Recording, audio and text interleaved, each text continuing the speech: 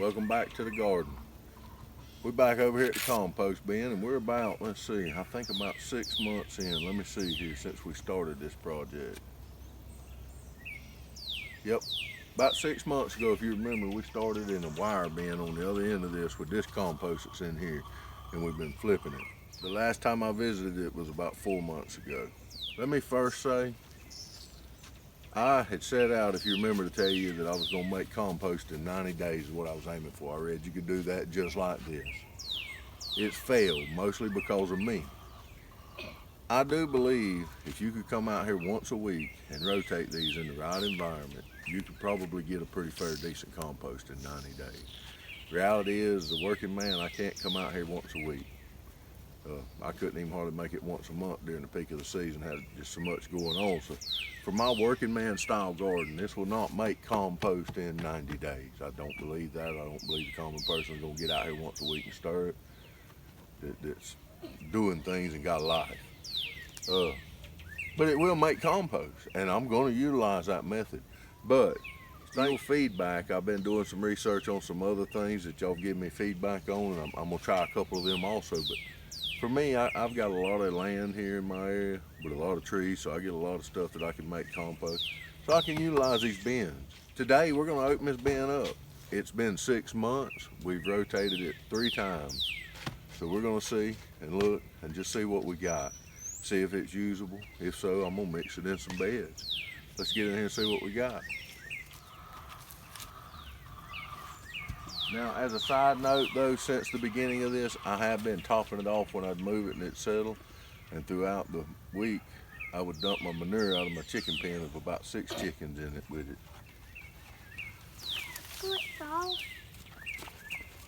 Get you up here a little closer. You can see the different layers in it. Let's get in there and chop some of it out. So this top part, we don't expect to see as much breakdown up here because I've been adding to it off of the prick pile.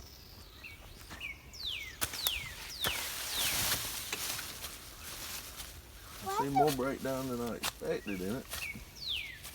It ain't by no means compost, but we're gonna mix it in some dirt and grow some stuff in it. Papa, when you're ready, I can move them. I'm gonna bring you up here when we find something cool. I'm not seeing no ants, so that's a good sign. I'm hoping to see some earthworms. The deeper I get it, the better it's looking. So we're getting breakdown. Had I been stirring it properly, we'd probably have a lot better breakdown. I just can't dedicate that kind of time and energy into it.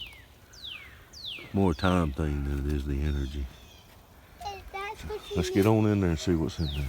There's something I want to point out to you that I am noticing here at the end of this. It's been in here 6 months between the rotation 2 or 3 times. The pine needles are breaking down slower than anything else.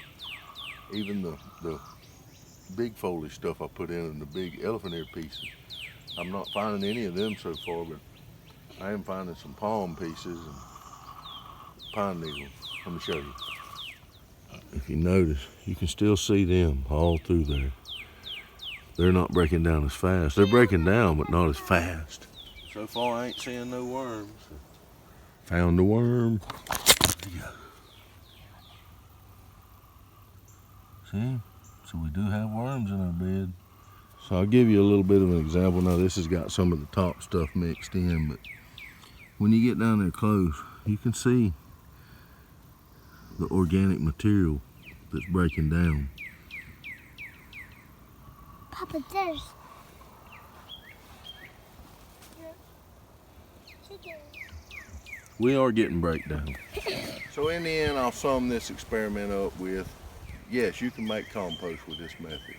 How quick you can make it's going to depend on your willingness to do the physical work and having time to do the physical work.